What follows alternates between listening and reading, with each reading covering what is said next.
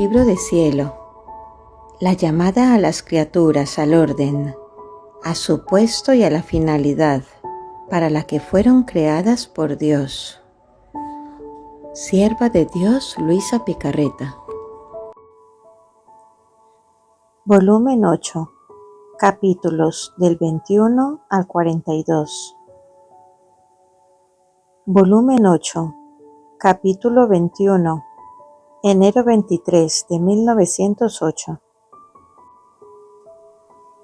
Jesús jamás va al alma inútilmente. El contemporizar da tiempo y lugar a los enemigos para mover batalla. Habiendo venido M, me ha dicho que en estas venidas de nuestro Señor yo no merecía nada, y que solo merecía cuando practicaba las virtudes. Y también me ha pedido que rezara por ciertas necesidades suyas. Después, en el curso del día, he estado pensativa por lo que había oído, y para quitarme de encima este pensamiento, decía entre mí: adorable bien mío, tú sabes que jamás he puesto atención a los méritos, sino solo a amarte. Me parece que me quisiera hacer sierva en tu casa si me ocupara en la adquisición de méritos, pero no quiero ser sierva, sino hija, más bien tú mi amado y yo la tuya. Pero a pesar de esto el pensamiento volvía frecuentemente. Ahora, encontrándome en mi habitual estado, mi bendito Jesús ha venido y me ha dicho: hija mía, M no te ha dicho la verdad, porque cuando voy a un alma, jamás voy inútilmente, sino que siempre le llevo algún beneficio. Ahora le hablo de las virtudes, ahora la corrijo, ahora le comunico mi belleza, de modo que todas las otras cosas le parecen feas, y tantas otras cosas, y aunque no dijese nada, ciertamente que el amor se desenvuelve de más en el alma, y por cuanto más me ama, más vengo yo a amarla. Y los méritos del amor son tan grandes, nobles y divinos, que comparados a los otros méritos se puede decir, aquellos de plomo y estos de oro puro. Y además, Él ha venido, y ciertamente que no ha venido como una estatua. Ha tratado de decirte alguna palabra, de hacerte algún beneficio, aunque como criatura. ¿Y yo que soy creador, haré cosas inútiles? En este momento he recordado las necesidades que me había dicho M, y rogaba a nuestro Señor que lo atendiera.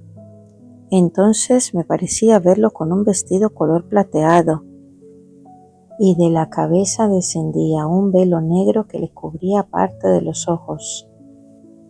Y este velo parecía que se extendiera también a otra persona que estaba atrás de él. Yo no entendía nada de esto, y el bendito Jesús me ha dicho: el vestido plateado que le ves es su pureza en el obrar, y el velo negro es porque mezcla de lo humano, y esto de humano que mezcla es como velo que cubriéndole la luz de la verdad que le resplandece en la mente, lo hace obrar algunas veces con temor, o bien para contentar a algún otro, y no según la verdad que mi gracia le hace resplandecer en su mente. Y yo: Señor, escúchalo y concédele lo que me ha dicho, pues es cosa que concierne tanto a tu gloria. Y él: el contemporizar a un alma indecisa da tiempo y lugar a los enemigos de hacerle la guerra, mientras que no dando tiempo y mostrándose resuelto e irremovible, se cierran las puertas a los enemigos, y se tiene el bien de no exponerse ni siquiera a la disputa. Así que si quiere llegar pronto al fin, estos son los medios, y yo estaré con él, y él saldrá victorioso. y después los mismos que ahora le son contrarios le serán más favorables y lo admirarán más al ver que destruyó sus consideraciones humanas. Volumen 8, capítulo 22, febrero 6 de 1908. Signos para conocer si el alma está en gracia. Encontrándome en mi habitual estado, en cuanto ha venido el bendito Jesús, me ha dicho: hija mía, para conocer si el alma está en gracia mía, la señal es que cuando se comunica mi gracia, el alma se encuentra lista para seguir lo que la gracia quiere, de modo que la gracia que estaba antes en el interior y la que se comunica después se dan la mano recíprocamente y unidas con la voluntad del alma se ponen en actitud de obrar. Pero si no se encuentra pronta y dispuesta, hay mucho que dudar. La gracia es simbolizada por la corriente eléctrica, que enciende solo aquellas cosas en las que se han hecho los preparativos para recibir la corriente eléctrica. Pero donde no hay estos preparativos, o bien se ha roto algún hilo o consumido, a pesar de que esté la corriente, la luz no puede comunicarse y ha desaparecido. Volumen 7, capítulo 23, febrero 7 de 1908. La vida es un peso que se cambiará en un tesoro. Continuando mi habitual estado, estaba pensando en el peso enorme que el bendito Jesús sintió al llevar la cruz, y decía entre mí: Señor, también la vida es un peso, pero ¿qué peso? Especialmente por la lejanía de ti, mi sumo bien. Mientras estaba en esto, ha venido y me ha dicho: hija mía, es cierto que la vida es un peso, pero cuando este peso es llevado junto conmigo, al final de la vida se ve que este peso se puede descargar en mí y encontrará este peso cambiado en tesoro, donde encontrará las alhajas, las piedras preciosas, los brillantes y todas las riquezas que lo harán feliz eternamente. Volumen 8, capítulo 24, febrero 9 de 1908. El modo en el cual el alma debe estar con Jesús. La necesidad de amor de Jesús. Habiendo recibido la comunión, estaba diciendo: Señor, tenme siempre estrechada contigo, porque soy demasiado pequeña, y si no me tienes estrechada, siendo pequeña, puedo extraviarme. Y Él: quiero enseñarte el modo como debes estar conmigo.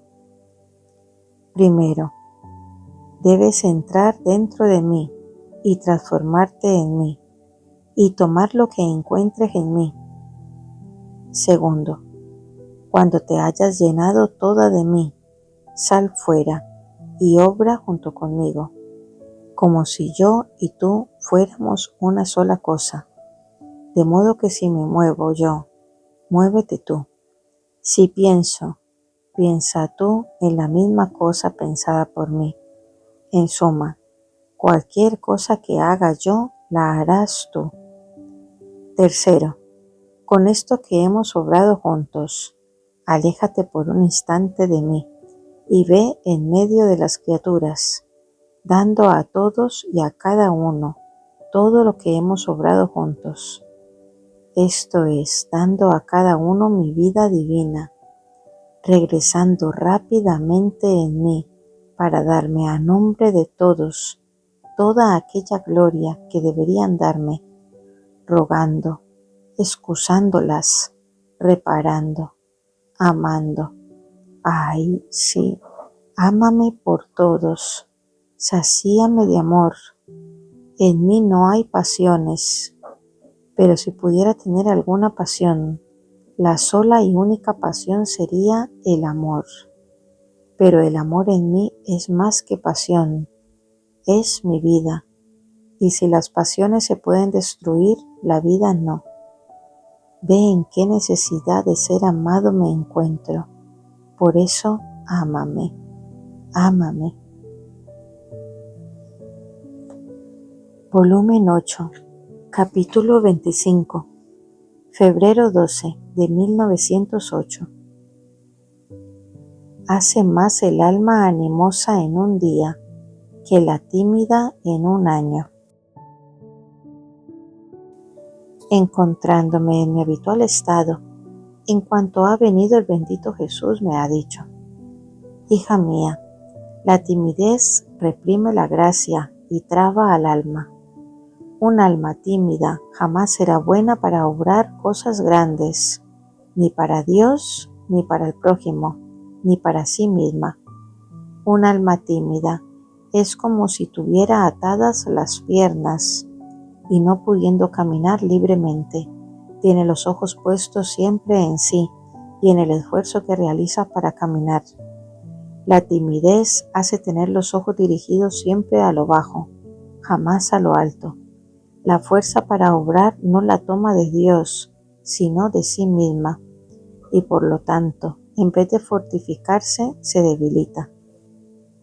La gracia si siembra, le sucede como a aquel pobre agricultor que habiendo sembrado y trabajado su campito, poco o nada recoge. En cambio, un alma animosa hace más en un día que la tímida en un año.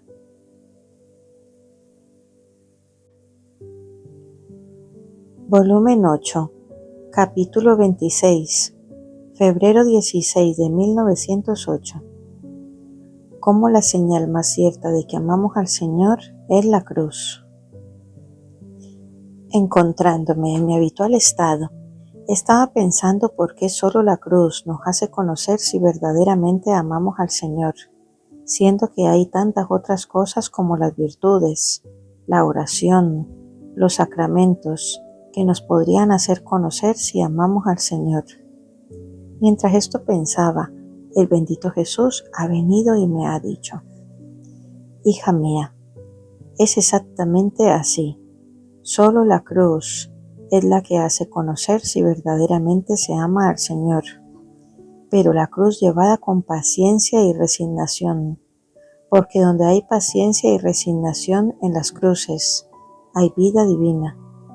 Siendo la naturaleza tan reacia al sufrir, si hay paciencia, no puede ser cosa natural sino divina, y el alma no ama más solo con su amor al Señor, sino unida con el amor de la vida divina. Entonces, ¿qué duda puede tener si ama o no, si llega a amarlo con su mismo amor? Mientras que en las otras cosas y también en los mismos sacramentos puede haber quien ama, quien contenga en sí esta vida divina, pero no puedan dar la certeza que da la cruz. Puede ser o no puede ser, y esto por falta de disposiciones. Uno puede hacer muy bien la confesión, pero si faltan las disposiciones, no puede decir ciertamente que ama y que ha recibido en sí esta vida divina. Otro recibe la comunión, ciertamente recibe en sí la vida divina, pero puede decir que esa vida permanece en él solo si tenía las verdaderas disposiciones, porque se ve que algunos reciben la comunión, se confiesan, y ante las ocasiones y circunstancias no se ve en ellos la paciencia de la vida divina, y si falta la paciencia, falta el amor, porque el amor se conoce solo con el sacrificio. He aquí las dudas, mientras que la paciencia, la resignación son los frutos que solo produce la gracia y el amor. Volumen 8, capítulo 27, marzo 9 de 1908. Las vidas de todos palpitaban en el corazón de Jesús. Continuando mi habitual estado, en cuanto ha venido el bendito Jesús, parecía que se acercaba a mí y me hacía oír los latidos de su corazón, Los oía muy fuerte, y en su latido palpitaban muchos otros pequeños latidos, y él me ha dicho: hija mía, en este estado se encontraba mi corazón en el momento de mi pasión. En mi corazón palpitaban todas las vidas humanas, que con sus pecados estaban todas en actitud de darme la muerte. Y mi corazón, a pesar de su ingratitud, llevado por la violencia de amor, le restituía a todos la vida. Por eso palpitaba tan fuerte, y en mi latido encerraba todos los latidos humanos, haciéndolos resurgir en latidos de gracia, de amor y de delicias divinas. Y ha desaparecido. Después de esto, habiendo pasado una jornada de muchas visitas, me sentía cansada y en mi interior me lamentaba con nuestro Señor diciendo: aleja de mí a las criaturas, me siento muy oprimida. No sé qué cosa encuentran o quieren de mí. Ten piedad de la violencia que me hago continuamente para entretenerme contigo en mi interior y con las criaturas en el exterior. En ese momento ha venido la reina mamá y me ha dicho, levantando su mano derecha y señalando hacia mi interior, en el que parecía que estaba el amable Jesús: hija amada mía, no te oprimas. Las criaturas corren a donde está el tesoro, y como en ti está el tesoro de los sufrimientos, donde está encerrado mi dulce Hijo, por eso vienen a ti. Pero tú, mientras tratas con ellos, no te distraigas de tu tesoro, haciendo amar a cada uno el tesoro que en ti contienes, cual es la cruz y mi Hijo. Así los demás seguirán enriquecidos. Volumen 8, capítulo 28, marzo 13 de 1908. El calor de la unión con Jesús disipa del alma el frío de las inclinaciones humanas. Estando en mi habitual estado, ha venido un demonio que hacía cosas extrañas.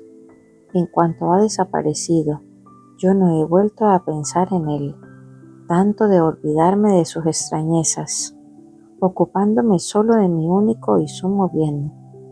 Pero después me ha venido el pensamiento: ¿cómo soy mala, insípida? Ninguna cosa me causa impresión.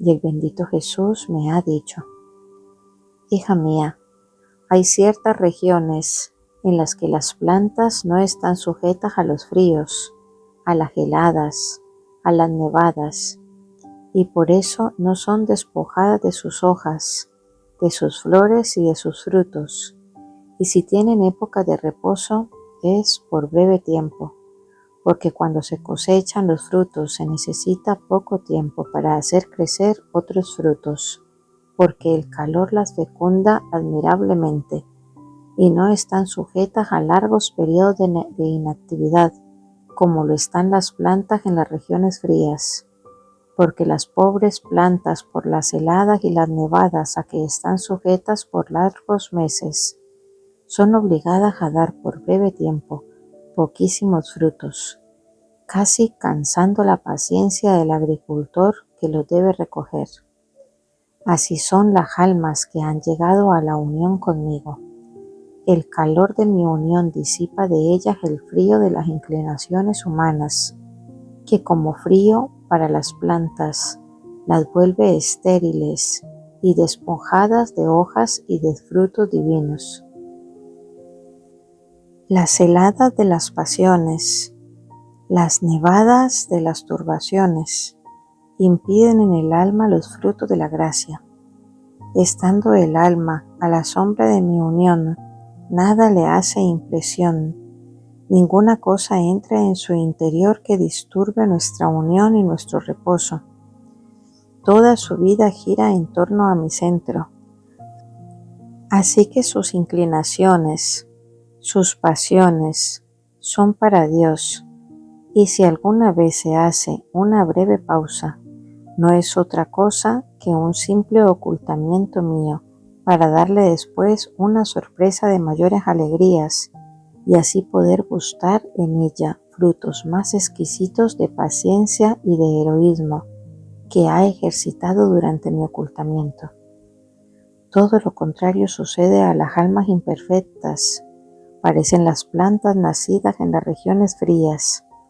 Están sujetas a todas las impresiones, así que su vida vive más de impresiones que de razones y de virtudes. Las inclinaciones, las pasiones, las tentaciones, las turbaciones y todos los eventos de la vida son tantos fríos, heladas, nevadas, granizadas, que impiden el desarrollo de mi unión con ella. Y cuando parece que han hecho una bella floración, basta un nuevo suceso, una cosa que les haga impresión, para hacer que se marchite esta bella floración y hacerla caer por tierra. Así que se encuentran siempre al principio, y poquísimos frutos producen, y casi cansan mi paciencia en cultivarlas. Volumen 8, capítulo 29, marzo 15 de 1908. Las almas, cuando están llenas de Dios, las tempestades no tienen la fuerza para agitarlas. Esta mañana me sentía más que nunca oprimida por la privación de mi sumo y único bien, pero al mismo tiempo apacible, sin aquellas ansias que me hacían girar cielo y tierra y que solo me detenían cuando lo encontraba. Y decía entre mí: ¡qué cambio! Me siento paralizada por el dolor de tu ausencia. Sin embargo, no lloro. Me siento una paz profunda que todo me inviste. Ningún aliento en contrario entra en mí. En este momento, el bendito Jesús ha venido y me ha dicho: hija mía, no te quieras afligir. Debes saber que cuando hay una fuerte tempestad en el mar, donde las aguas son profundas, la tempestad no es más que superficialmente. La profundidad del mar está en la más perfecta calma. Las aguas permanecen tranquilas y los peces, cuando advierten la tempestad, para estar más seguros, se van a refugiar donde las aguas son más profundas.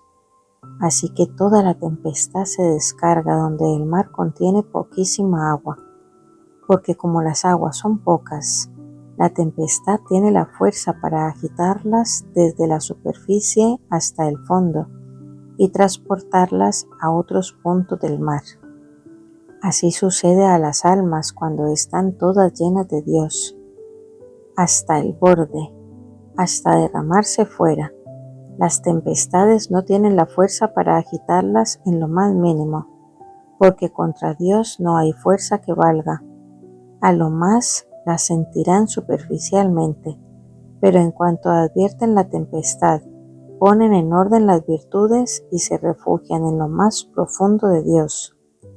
Así que exteriormente parece que haya tempestad, pero todo es falso, porque es entonces cuando el alma goza de más paz y se reposa tranquila en el seno de Dios, como los peces en el seno del mar.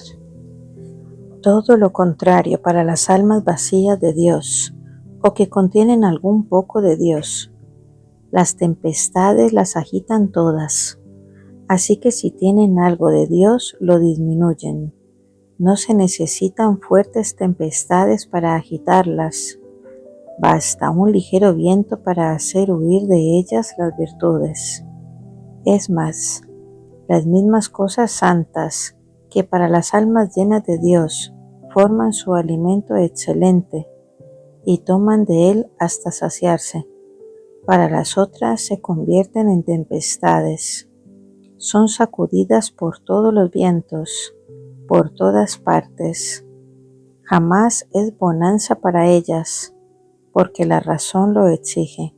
que donde no está todo Dios, la herencia de la paz está lejana de ellas.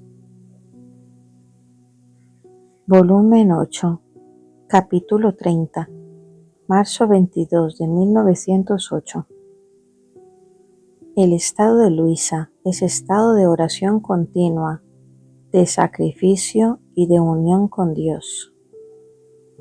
Continuando mi habitual estado, me encontraba fuera de mí misma y me parecía ver a M y a otros sacerdotes, y habiendo salido un joven de belleza divina, acercándose a mí me suministraba un alimento. Yo le he rogado que de ese alimento que me daba a mí diera también a M y a los otros. Entonces, acercándose a M, le daba una buena parte diciéndole: yo te comparto de mi alimento, pero tú quítame el hambre a mí, dándome almas. Señalándole la obra que M quiere hacer y al mismo tiempo lo incitaba fuertemente en su interior, dándole impulsos e inspiraciones. Después ha hecho partícipes a los demás del alimento. En este momento ha salido una mujer venerable y aquellos que habían recibido el alimento del joven se han puesto en torno a ella y le han preguntado cuál era mi estado, y la mujer ha respondido: el estado de esta alma es estado de oración continua, de sacrificio y de unión con Dios. Y mientras está en este estado, está expuesta a todos los eventos de la Iglesia, del mundo y de la justicia de Dios, y reza, repara, desarma e impide, por cuanto puede, los castigos que la justicia quiere descargar sobre las criaturas. Así que las cosas están todas suspendidas. Ahora, mientras esto escuchaba, decía entre mí: soy tan mala, y a pesar de esto dicen que ese es mi estado. Yo me encontraba cerca de una ventanita alta, y desde ahí veía todo lo que se hacía en la iglesia y en el mundo, y los flagelos que estaban por caer. Pero ¿quién puede decirlos todos? Mejor sigo adelante para no extenderme demasiado. Pero yo, cómo gemía y rogaba, y habría querido deshacerme en pedazos para impedir todo. Pero cuando estaba en esto, todo ha desaparecido, y me he encontrado en mí misma. Volumen 8, capítulo 31, marzo 25 de 1908. Las tentaciones se vencen fácilmente. Donde hay pasión, el demonio tiene más fuerza. Continuando mi habitual estado, en cuanto ha venido Jesús me ha dicho: hija, las tentaciones se vencen fácilmente, porque el demonio es la criatura más vil que pueda existir, y basta un acto en contra, un desprecio, una oración para hacerlo huir, porque estos actos lo hacen aún más vil de lo que es, y él, para no tener que soportar aquella confusión, en cuanto ve al alma resuelta que no quiere hacer caso a su vileza, huye aterrorizado.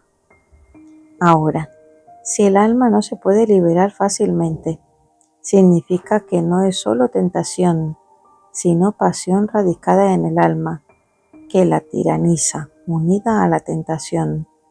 Por eso no puede liberarse, y donde hay pasión, el demonio tiene más fuerza para hacer del alma un juguete. Volumen 8, capítulo 32, marzo 29 de 1908. Las almas pacíficas son la delicia de Dios. Esta mañana, al venir el bendito Jesús, parecía que traía un manto negro, y acercándose, parecía que me ponía bajo el manto, diciéndome: así envolveré a las criaturas, como bajo de un manto negro, y ha desaparecido. Yo he quedado preocupada pensando en algún castigo y le pedía que regresara porque no podía estar más sin él, pero como enojada por lo que había visto antes. Después de mucho esperar ha venido, trayendo una copa llena de un licor. Me ha dado a beber y después ha agregado: hija mía, las almas pacíficas comen en mi misma mesa y beben de mi copa, y el divino arquero no hace más que flecharlas continuamente, y ninguna flecha falla. Todas hieren al alma amante, y el alma languidece, y el divino arquero continúa lanzándole sus flechas, las cuales ahora la hacen morir de amor, ahora le restituyen nueva vida de amor, y el alma de sus heridas lanza dardos para herir a quien tanto la ha herido. Así que el alma pacífica es la delicia y el entretenimiento de Dios, mientras que las almas turbias, turbulentas, si el divino arquero les manda sus flechas, éstas fallan y él queda amargado, y estas almas forman el juego y el gusto diabólico. Volumen 8, capítulo 33, abril 5 de 1908. Todo lo que contiene la reina tiene su principio en el fiat. Continuando mi habitual estado, me he encontrado fuera de mí misma dentro de un jardín, en el cual veía a la reina mamá sentada sobre un altísimo trono. Yo ardía por el deseo de subir hasta arriba para besarle la mano, y mientras me esforzaba por subir, ella ha venido a mi encuentro, dándome un beso en el rostro. Al mirarla, he visto en su interior como un globo de luz, y dentro de aquella luz estaba la palabra fiat, y de esa palabra descendían tantos, diversos, interminables mares de virtud, de gracias, de grandezas, de gloria, de alegrías, de bellezas y de todo lo que contiene nuestra reina mamá. Así que todo estaba radicado en aquel fiat, y del fiat tenían principio todos sus bienes.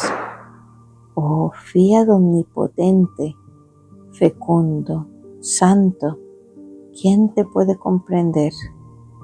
Yo me siento muda, es tan grande que no sé decir nada, por eso mejor pongo punto. Entonces yo la miraba maravillada, y ella me ha dicho: hija mía, toda mi santidad ha salido de dentro de la palabra fiat.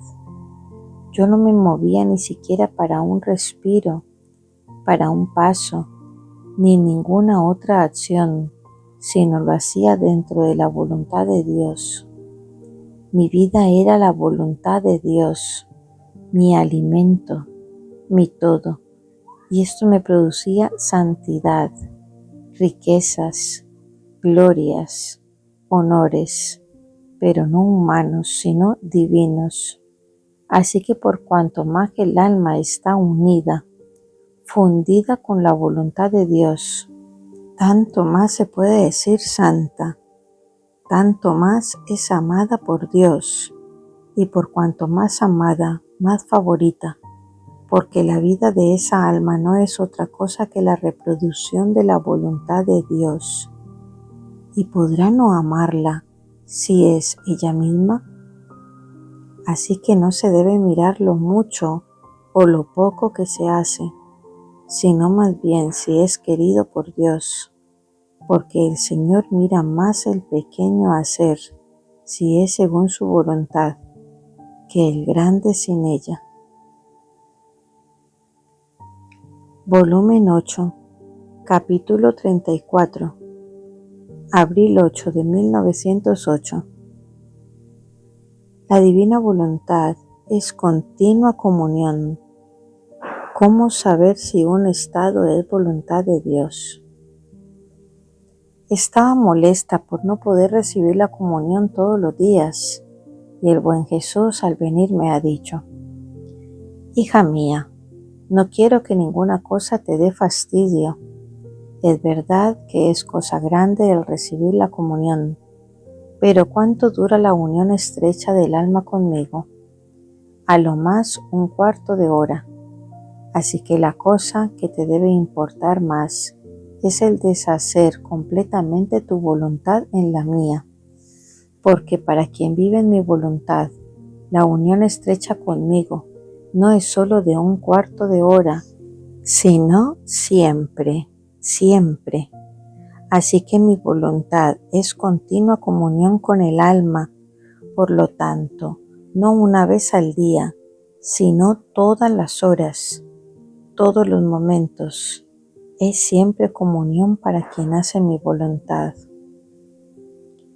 Ahora, habiendo pasado días amarguísimos por la privación de mi sumo y único bien, pensando y temiendo que mi estado fuera una afición, el estar en la cama, sin ningún movimiento, sin ninguna ocupación, esperando la venida del confesor, y sin mi acostumbrado adormecimiento, me angustiaba y martirizaba tanto que me hacía caer enferma por el dolor y por las continuas lágrimas. Muchas veces he rogado al confesor que me diera el permiso y la obediencia de que, cuando no estuviera adormecida y Jesucristo no se complaciera en participarme como víctima un misterio de su pasión, yo me pudiera sentar en la cama según mi costumbre y dedicarme a mi trabajo de tejer. Pero Él continua y absolutamente me lo ha prohibido. Es más, ha agregado que este estado mío, si bien con la privación de mi sumo bien, debía considerarse como estado de víctima por la violencia y el dolor en la dicha privación y por la obediencia. Yo he obedecido siempre, pero continuamente el martirio del corazón me decía: ¿y no es esta una afición? ¿Dónde está tu adormecimiento? ¿Dónde el estado de víctima? ¿Y tú, qué cosa sufres de los misterios de la pasión?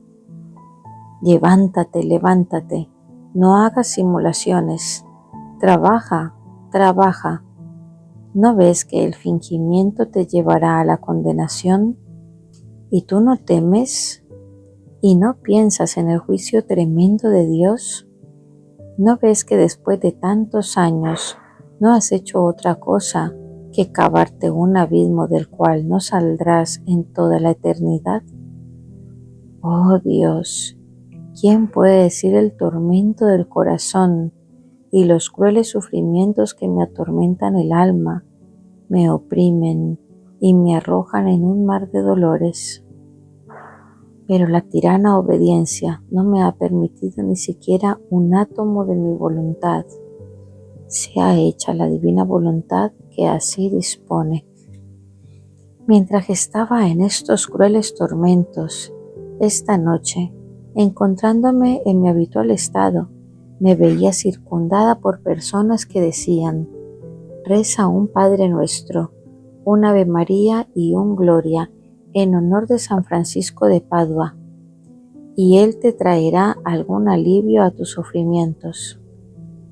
Entonces yo los he rezado, y en cuanto los he terminado, ha aparecido el santo, trayéndome una pequeña hogaza de pan. Me la ha dado diciéndome: cómela.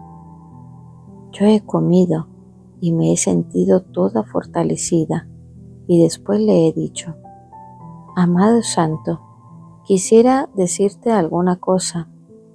Y él, con toda afabilidad: di, ¿qué cosa quieres decirme? Y yo: temo tanto que mi estado no sea voluntad de Dios. Mira, en los primeros años de esta enfermedad me sucedía a intervalos. Sentía que nuestro Señor me llamaba porque me quería víctima, y al mismo tiempo me sentía sorprender por dolores y heridas internas tanto que externamente parecía como si hubiera tenido un accidente. Por lo tanto, temo que mi fantasía me producía estos males. Y el santo: la señal segura para conocer si un estado es voluntad de Dios es si el alma está dispuesta a hacer diversamente, si conociera que la voluntad de Dios no fuera más aquella. Y yo, no quedando convencida, he agregado: querido santo, no te he dicho todo. Escucha, las primeras veces fue a intervalos, pero desde que nuestro Señor me llamó a la inmolación continua, ya van 21 años que estoy siempre en cama. ¿Y quién te podrá decir las vicisitudes? A veces parece que me deja, me quita el sufrir, que es mi único y fiel amigo de mi estado, y yo quedo triturada sin Dios, sin el sostén del mismo sufrir. Por esto, las dudas, los temores de que mi estado no es voluntad de Dios. Y Él, todo dulzura. Te repito lo que te dije antes. Si estás dispuesta a hacer la voluntad de Dios, si la conocieras, tu estado es de su voluntad. Y como yo siento en el alma que si conociera la voluntad de Dios, con toda claridad estaría dispuesta a costa de mi propia vida a seguir su santo querer. Por eso he quedado más tranquila. Sean siempre dadas las gracias al Señor. Volumen 8, capítulo 35, mayo 3 de 1908. Efectos de la circulación del divino querer en el alma. Continuando mi habitual estado, en cuanto he sentido junto a mí a nuestro Señor, me ha dicho: hija mía, en el alma que hace mi voluntad circula mi querer en todo su ser, como le circula la sangre. Así que está en continuo contacto conmigo, con mi potencia, sabiduría, caridad, belleza. Así que toma parte en todo lo mío. Por eso, no viviendo más de su querer vive en el mío, y así como el mío circula en el suyo, así el suyo circula en todo mi ser, y siento continuamente su contacto, y sintiéndome continuamente tocado por ella, tú no puedes comprender cuánto siento amarla, cuánto quiero favorecerla y consentir en todo lo que me pide, y si se lo negase, me lo negaría a mí mismo, porque a fin de cuentas, viviendo de mi querer, no pide otra cosa que lo que quiero yo. Esto quiere, y solo esto la hace feliz, tanto para ella como para los demás, porque su vida está más en el cielo que en la tierra. Este es el fruto que produce mi voluntad, beatificarla anticipadamente. Volumen 8, capítulo 36, mayo 12 de 1908. Los ricos, con su mal ejemplo, han envenenado a los pobres. Continuando mi habitual estado, estaba rogando a nuestro Señor que se dignara poner paz en los ánimos que están todos en discordia. Los pobres quieren agredir a los ricos. Hay una agitación, una avidez de sangre humana que parece que ellos mismos no saben contenerse más.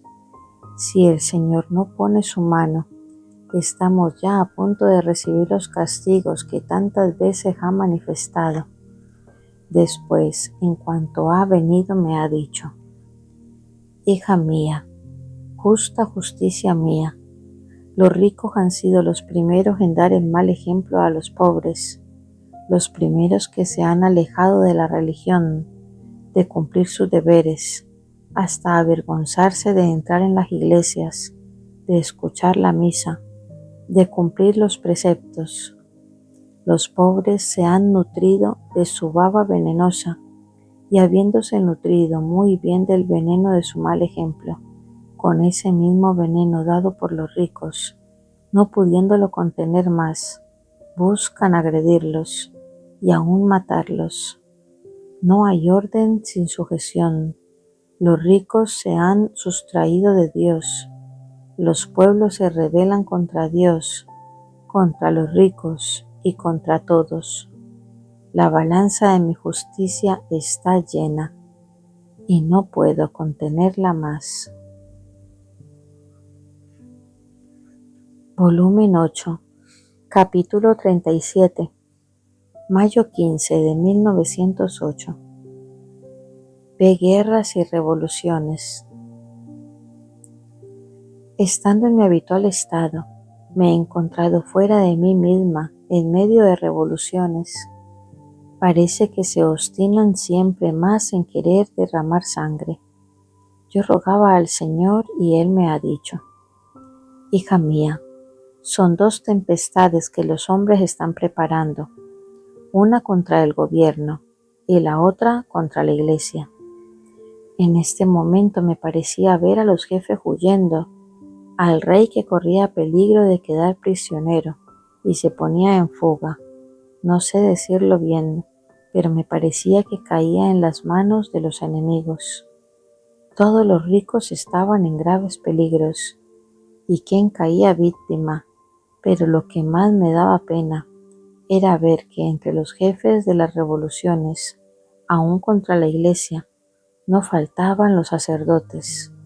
Cuando después las cosas llegaban a los últimos excesos, parecía que intervenía una potencia extranjera. No sigo más adelante porque son cosas dichas otras veces. Volumen 8, capítulo 38, junio 22 de 1908. La divina voluntad triunfa sobre todo. Esta mañana me sentía muy oprimida por la privación de mi adorable Jesús y decía entre mí: no puedo más. ¿Cómo puedo vivir sin mi vida? ¿Qué paciencia se necesita sin ti?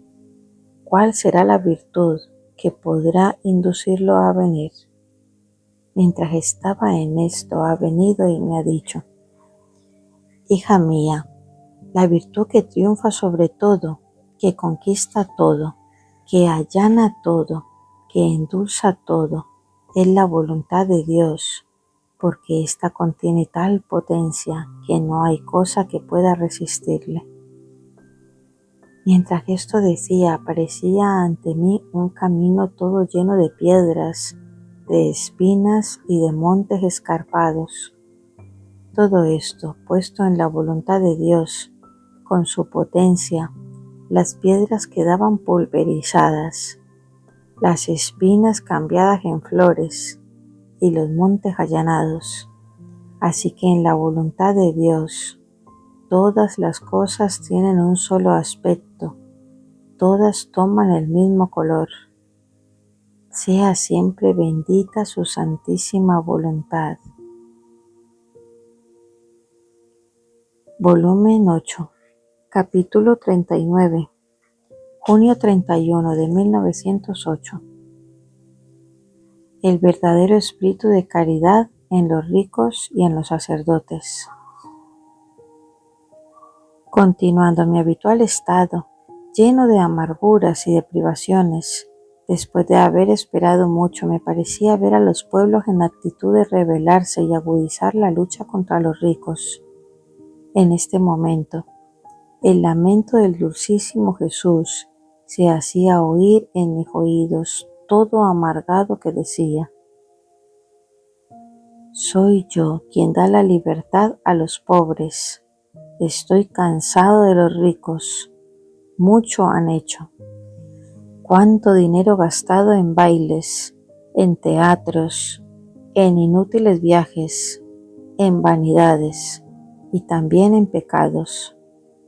Y los pobres no han podido tener suficiente pan para saciar su hambre, oprimidos, cansados, amargados. Si les hubieran dado solo lo que han gastado en cosas no necesarias, mis pobres habrían sido felices. Pero los ricos los han tenido como una familia que no pertenecía a ellos. Es más, los han despreciado, teniéndose para ellos las comodidades, las diversiones, como cosas pertenecientes a su condición, y dejando a los pobres en la miseria como cosa de su condición. Y mientras esto decía, parecía que retiraba la gracia a los pobres, y estos enfurecidos contra los ricos, de manera que sucedían cosas graves. Entonces yo al ver esto he dicho: amada vida mía y todo mi bien, es cierto que hay ricos malos, pero también hay buenos.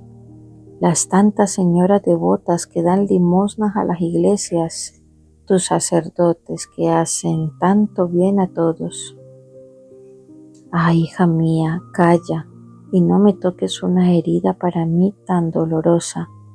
Podría decir que no las reconozco a estas tales devotas. Dan las limosnas donde quieren ellas, para lograr sus propósitos, para tener a las personas a su disposición. Para quien les simpatizan gastan aún millones de lirias, pero donde es necesario no se dignan dar ni una moneda. ¿Podría decir que lo hacen por mí? ¿Podría reconocer su obrar? Y tú misma, por sus actitudes, podrás reconocer si lo hacen por mí, si se encuentran dispuestas a resolver cualquier necesidad. Pero si no cambian y dan lo mucho donde no es tan necesario y niegan lo poco donde es necesario, se puede decir que no hay espíritu de verdadera caridad ni recto obrar. Así que mis pobres son dejados en el olvido, aún por estas señoras devotas. ¿Y los sacerdotes? Ay, hija mía, peor aún. ¿Hacen bien a todos? Tú te engañas. Hacen el bien a los ricos. Tienen tiempo para los ricos. También de ellos han quedado casi excluidos los pobres. Para los pobres no tienen tiempo.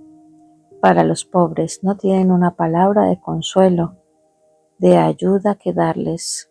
Los rechazan, llegan a decirse enfermos. Podría decir que si los pobres se han alejado de los sacramentos, ellos han contribuido, porque no siempre han tenido tiempo para confesarlos. Y los pobres se han cansado y no han regresado más.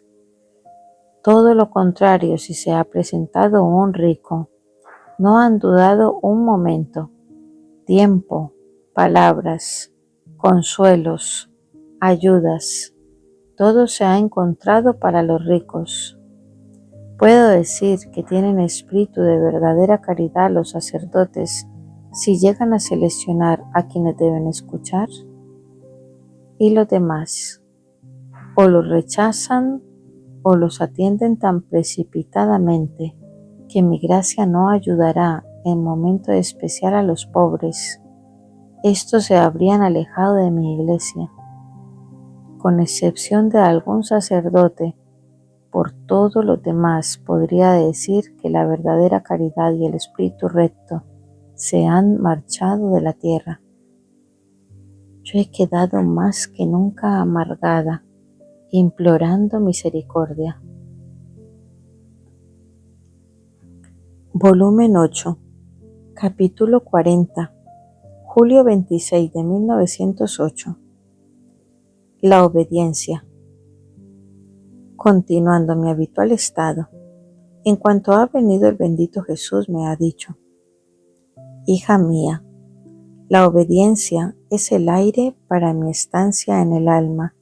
Donde no hay este aire de la obediencia, puedo decir que no hay lugar para mí dentro de aquella alma y estoy obligado a estarme afuera.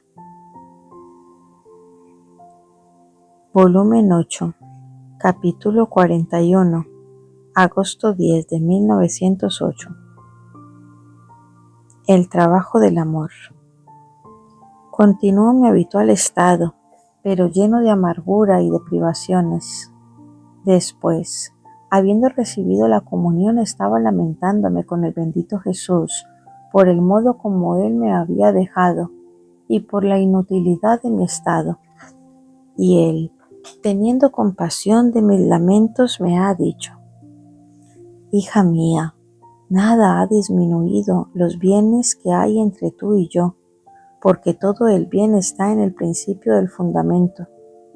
Cuando dos personas se unen con vínculo de amistad o en unión de matrimonio, y además se han hecho dones, y se han amado tanto de volverse indivisibles, tanto que uno ha tomado y ha copiado en tal grado al otro, que siente en sí mismo el ser de la persona amada. Si por alguna extrema necesidad están obligados a estar el uno lejos del otro, ¿vienen acaso a disminuir aquellos dones o a decrecer el amor? Nada de eso. Más bien la lejanía los hace crecer más en el amor y hace que se conserven con más cautela los dones recibidos, esperando recibir al regreso algún imprevisto don mayor.